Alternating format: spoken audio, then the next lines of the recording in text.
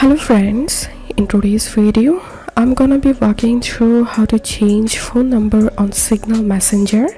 But before getting started this video, make sure to subscribe. How to do it: so open your Signal Messenger and tap on this three dot icon to the upper right hand corner and tap on settings, tap on account and tap on change phone number, tap on continue and enter here your old phone number, and now enter here your new phone number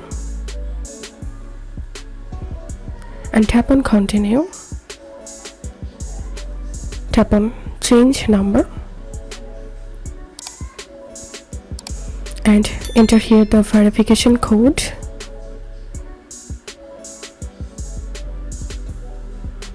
and here you can see I've successfully changed my phone number. So that's how you can do it. If this video helped you, give a thumbs up and please consider subscribe to how to do it. Thank you for watching.